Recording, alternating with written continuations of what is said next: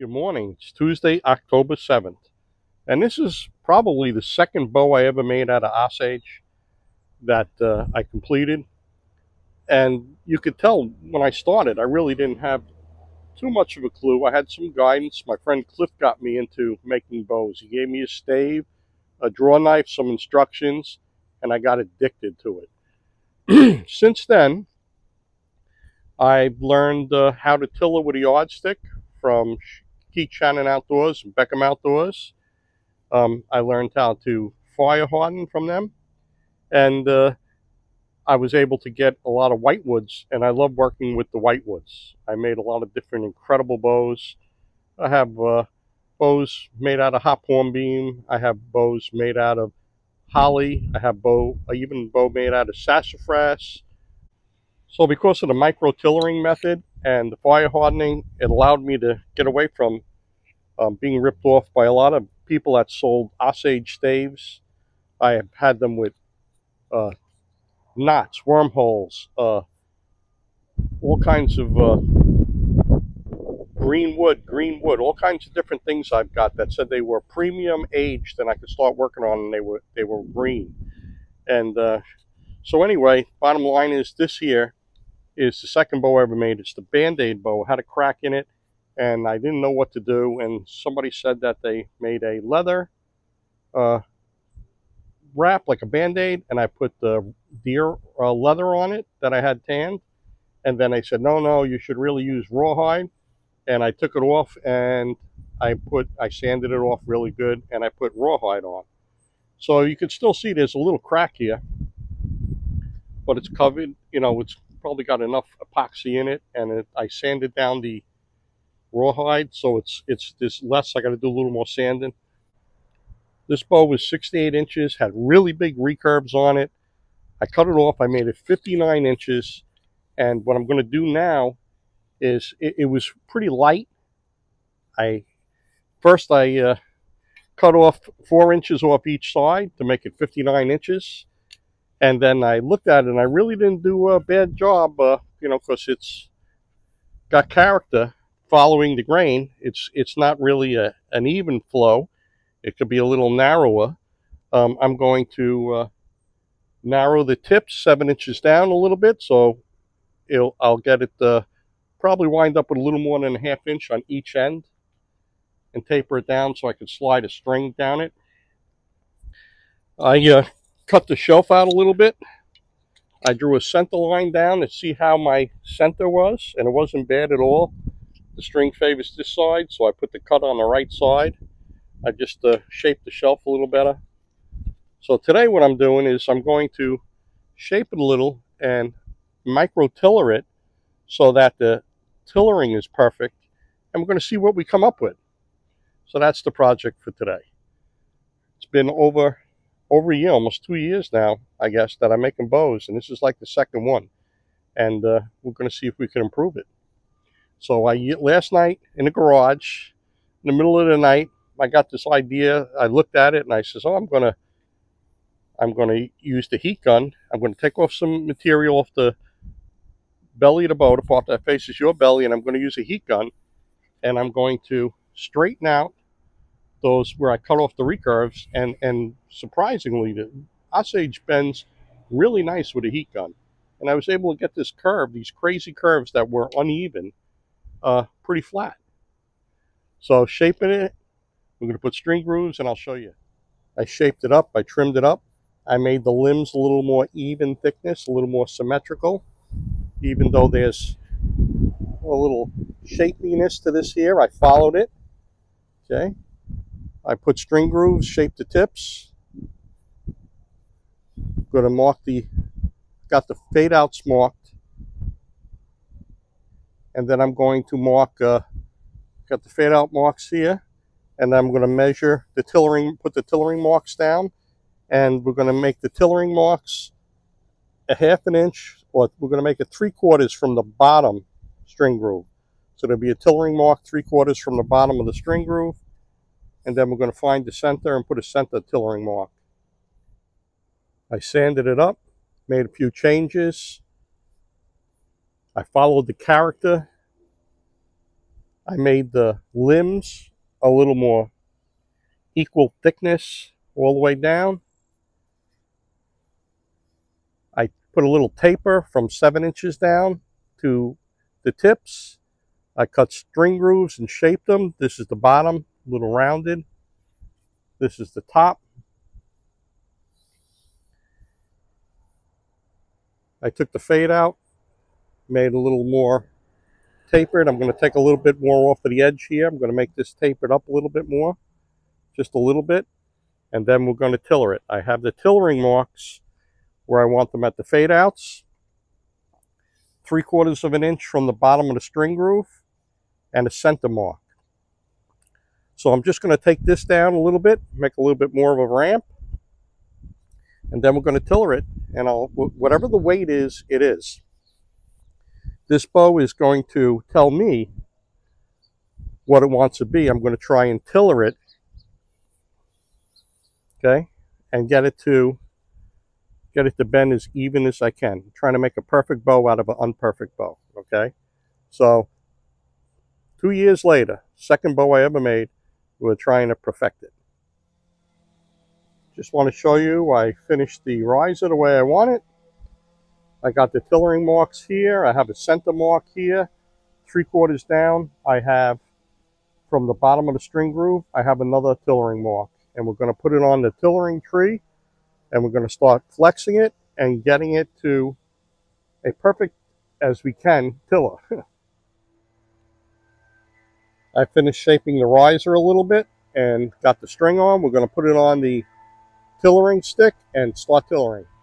We have a long string on here, and as I said earlier, this is going to be a lightweight bow. And whatever the weight is, it is. So we're just going to try and get the tillering as best we can. Okay, so when we look at this right here now,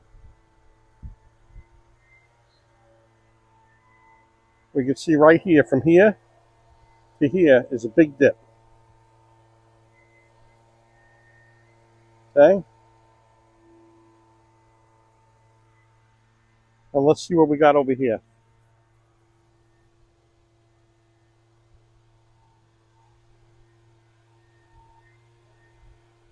Actually, from here to here, with the Band-Aid part, it don't look bad. We're going to work on that and then come back. I removed a lot of material. Let's see how we did. When you remove material on one limb, it affects the other limb. And this is the top limb, and it's okay. From now on, whenever I make a bow, I always make the top limb 1/4 of an inch, at least 1/4 of an inch more. Because in time, stringing them, shooting them, you'll find out that that bottom limb really does catch up with the top limb. And I had 1 or 2 bows that I made a long time ago that I shot a lot. And I said, oh, let me check out the tiller. It looks a little uneven. And I had to re-tiller them because the top limb, the top limb was a little less than the bottom limb. So I had to just touch it up a little bit, So here we go. Let's see. All right. So look, we removed a lot of material, right? We got a nice bend there. Let's see what the distance is just for the heck of it.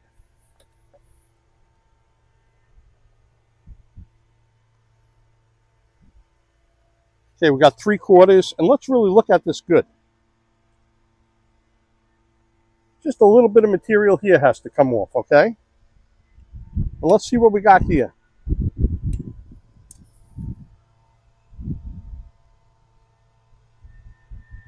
We still got a nice bend going on here, as you can see, right? And here we have 1 inch. So that limb needs to bend at least 1/4 of an inch to 1/2 an inch more. So we're going to work on that spot and take a couple of strokes off and then come back and check it. I removed material. I took 14 strokes off after I took that high spot off. And don't pay attention to the siding and with the limbs.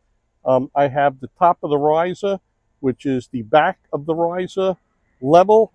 And that's how we just follow the ruler and the yardstick. Follow the yardstick and the tillering marks. Okay, let's check out this bend. Okay, we got a nice bend going on here. And we have 5/8. Let's see what we got here.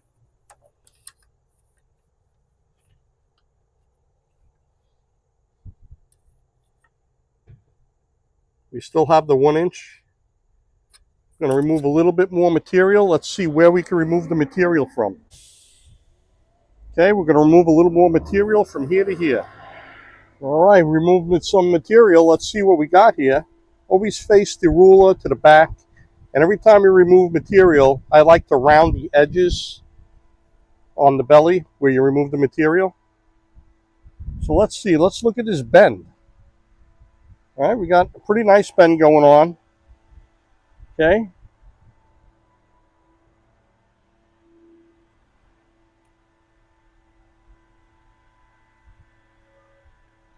We got 1.25 inches.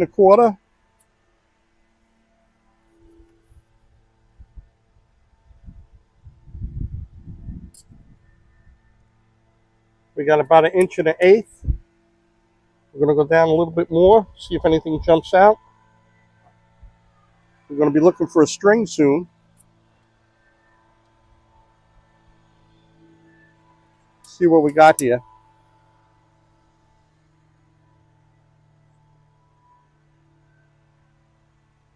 Bend looks really nice. Really nice bend.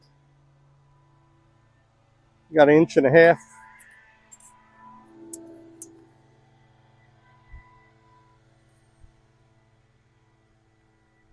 We got 1.3 inches, 1.5 inches, 1.3 inches. We're going to go down another inch. See if anything jumps out with the bend. Remember, we want this a little more positive tiller up top. And that's what we're getting.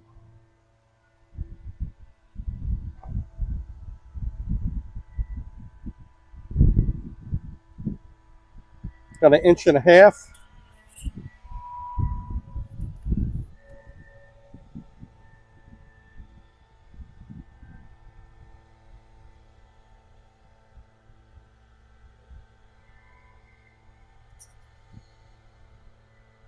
Got 1.3 inches.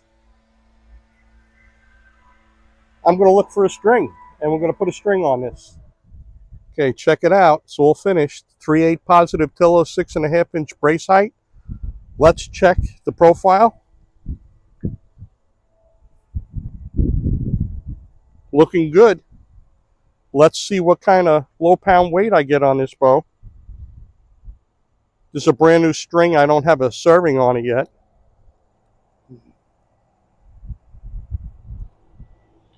£31. We got a beautiful 31-pound bow. Very nice. Okay. And just to show you, the reason I did this was, this is about 2 years since I made this first bow. And it's amazing how much you learn. Okay, how much you learn to make a better bow. And I'm going to tell you now, if you're just starting out and you make a bow, I don't care how wonky, whatever it looks, you shoot an arrow out of it, you made a bow. Okay, be proud of yourself. Then, after a day or so, I want you to look at it and say, how's the tiller? How's the bend? How's the shape? How's the profile? When you pull it back, okay, the string always favors one side. It favors this side. It pulls into your hand. It don't pull away. When you tiller it, you shouldn't have a shelf cut in, or you shouldn't really commit yourself to a top or a bottom until after it's tillered and you have the string on it, you pull it back and see how it pulls into your hand. And then you'll know which one's the top or the bottom for sure. So here it is upside down and it's pulling that way. All right, so even at the beginning, I made the right choice, okay? So that's all. I want to tell you, don't give up, and you'll be surprised after a little bit of time how much you improved. And I really have to give a shout out to Dad Beckham Outdoors, Keith Shannon Outdoors, for multiple reasons.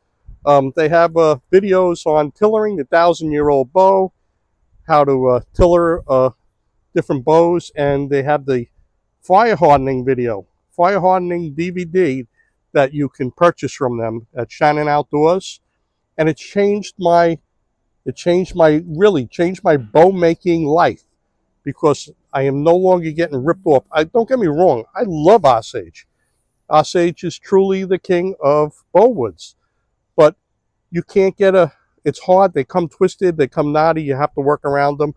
But when you purchase them, it's hard to get what you pay for. All right, a lot of times you buy these staves, and they, like I said, even from a reputable guy, I bought one, took off the bark, and it had wormholes. And he was nice enough and said, well, you send it back, I'll give you another one. But when you're talking $70 shipping, that's $140 that I threw out. So what did I do? I just made a little kitty bow I have inside. I wound up making a kitty bow because it wasn't worth it for me. I took the hit, I took the loss. Then there was this other guy. He sold staves to a whole bunch of us. And he took the money and he ran. All right, and I should have knew something was up when he said my girlfriend's Venmo account, she does the transactions. So I put the $240 in his Venmo account, like many other people did, and he ripped me off. Okay, I still have his name. He's a thief, and he's probably watching this video right now, and I hope this bum karma gets him, okay? I wish karma gets him. So anyway, put that behind me in the past. The past is the past, okay? I'm thankful for the instructions I got, and I'm telling you, Beckham Outdoors, Shannon Outdoors really changed the way I made bows. They greatly improved, okay? So thank you guys. And if you're just starting out, watch my micro-tillering videos too. I take a little bit more time explaining it, okay? Go down only an inch at a time until you get that perfect bend so the weight's distributed. And when the other thing I want to talk about is fire hardening. When you fire harden your bows, okay, if you take a fire hardened bow right off the grill or off the wood and you put it on the tillering tree and you pull it down, you say, oh, it broke. Yeah, it broke. You know why? Because you got to take, like, you see what I do every time. The most important thing is hydrate the bows after you cook them. I take a soaking wet rag and I drip, and the water's dripping off of it, and I hydrate the bow at least 3 times.